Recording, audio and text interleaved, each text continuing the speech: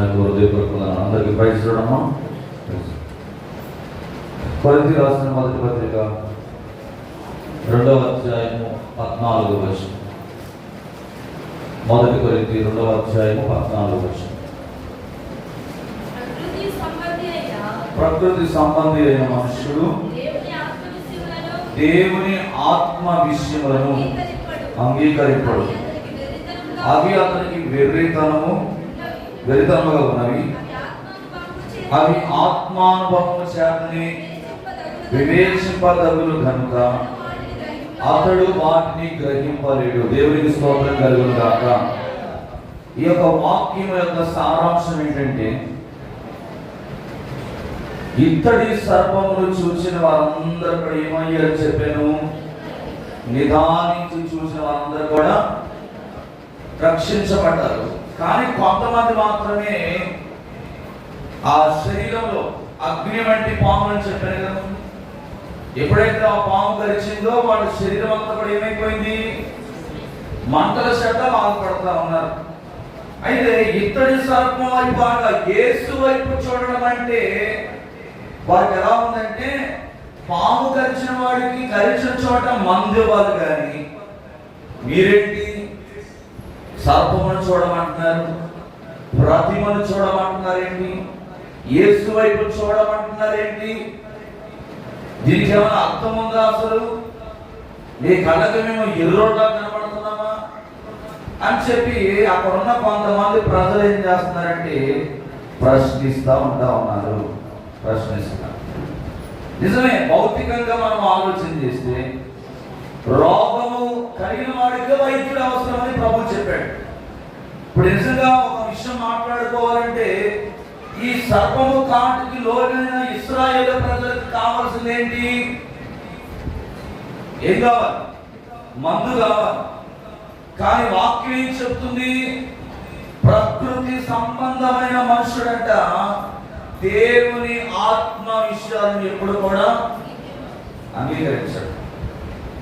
ఎందుకంటే వాడి ఆలోచన అంతా కూడా దేని మీద ఉంది? లోకం మీద ఉంది. లోకం ఆలోచనతో హృదయం అంతా కూడా నింపబడినప్పుడు పరిశుద్ధాత్మ దేవుడు మాట్లాడుతున్న మాటలు ఎలా కనబడతాయి అంటే వెర్రితనంగా కనబడతాయి. వెర్రితనంగా కనబడతాయి.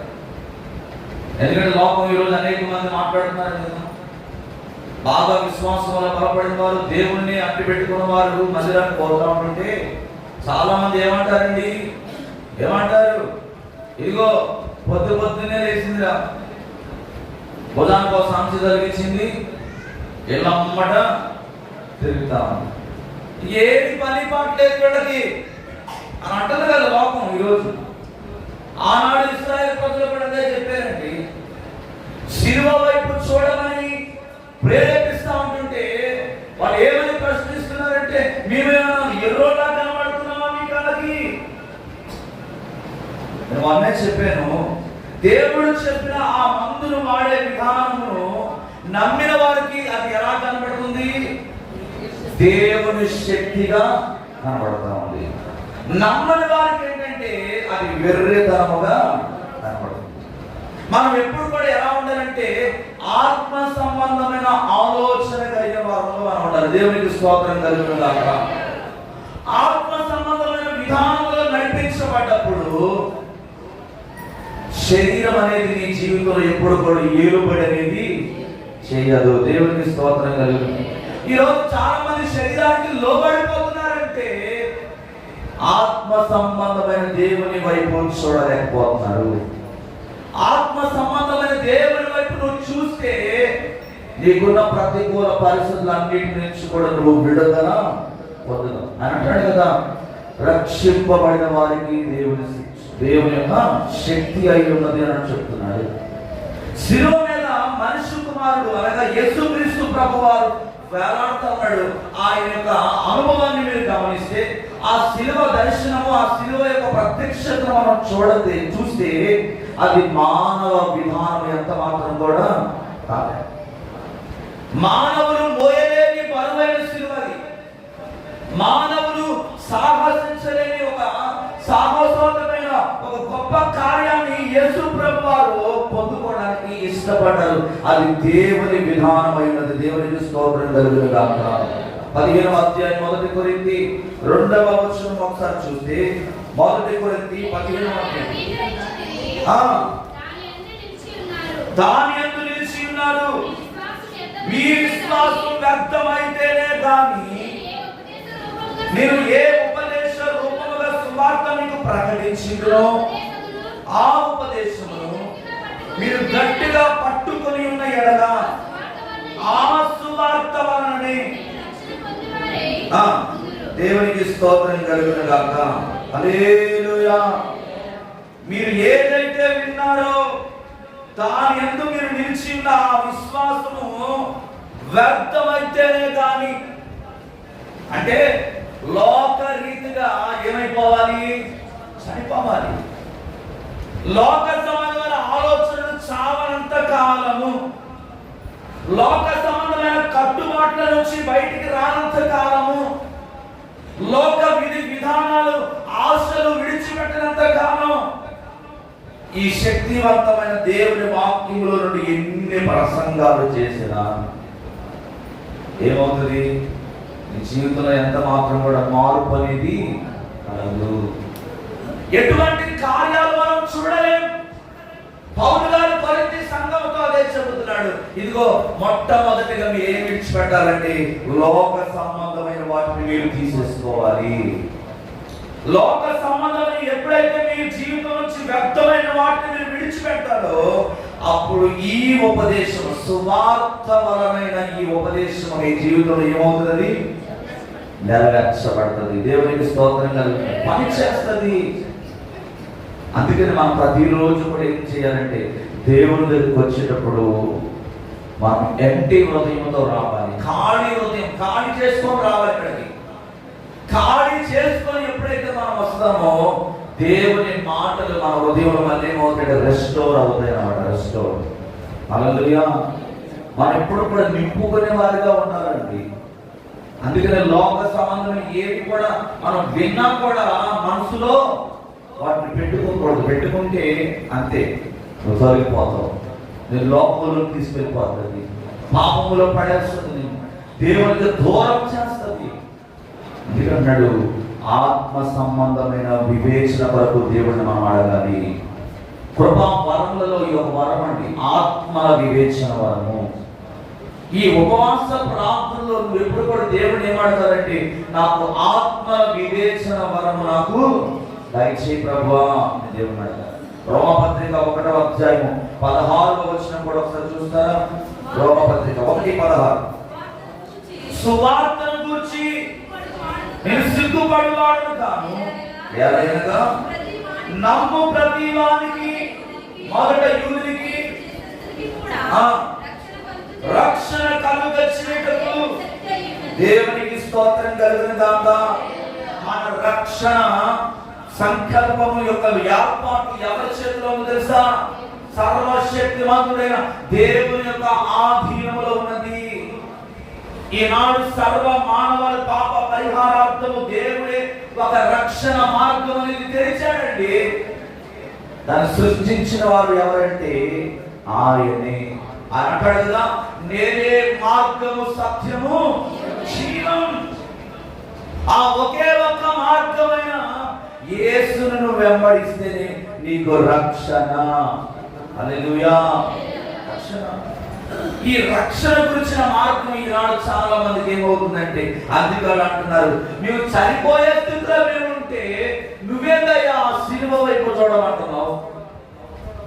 పాము కలిసి మేము ఈ శరీరం అంతా కూడా మంటతో నింపబడితే మందివాల్సింది పోయి వీరేది పిచ్చి పిచ్చి మాటలు చెప్తున్నారు అని చెప్పి ప్రశ్నిస్తా ఉన్నారు లోకం అంటారు. కానీ ఈ రాత్రి నీకు విడుదలనిచ్చేవారు ఎవరంటే నా యేసు మాత్రమే. హల్లెలూయా. ఆయన ద్వారా మాత్రమే నీకు మోక్షం, ఆయన ద్వారా మాత్రమే నీకు పరలోకం. నువ్వు ఎక్కడికి వెళ్ళినా కూడా నువ్వు తిరిగి మళ్ళీ ఇక్కడికే రావాలి. హల్లెలూయా. తిమోతి రాసిన 2వ పత్రిక 1వ అధ్యాయం 10వ వచనం కూడా ఒకసారి చూస్తారా? 2 తిమోతి 1:10 అనాది కాలముననే క్రీస్తు యేసునందు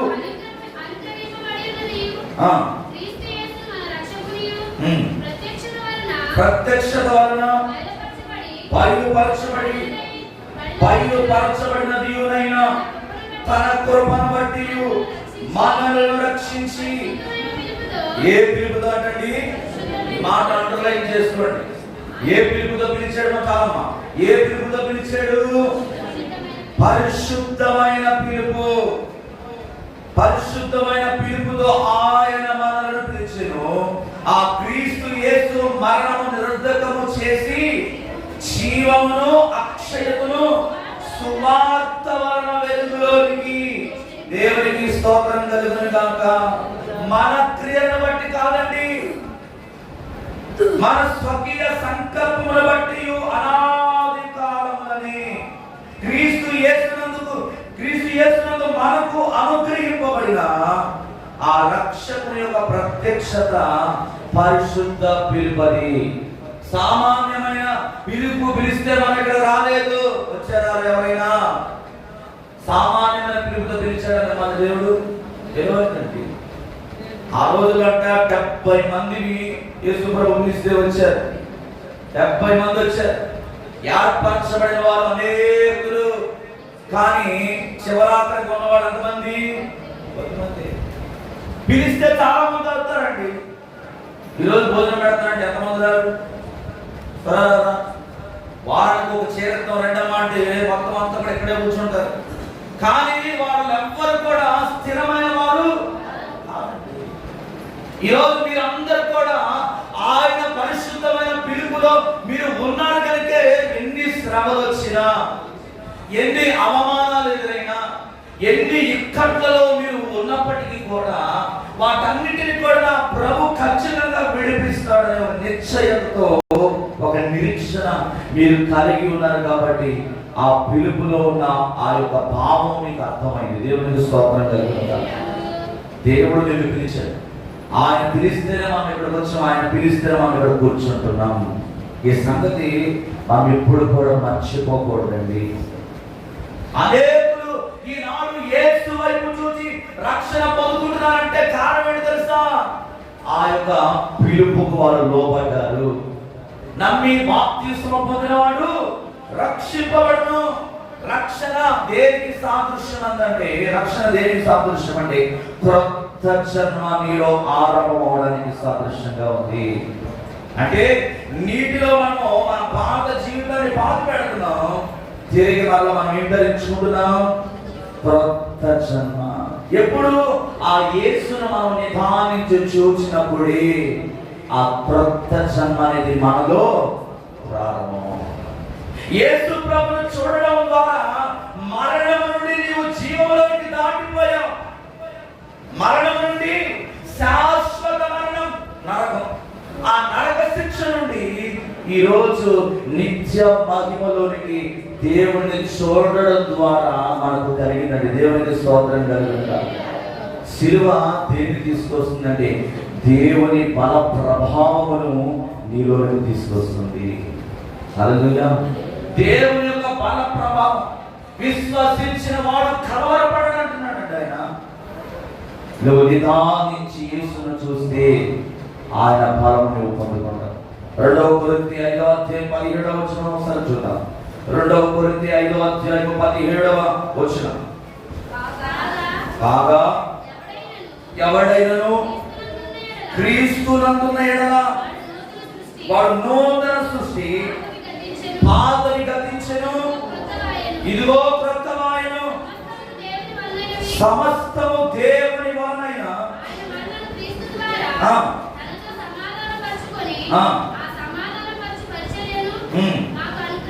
దేవునికి స్తోత్రం కలుగును గాక.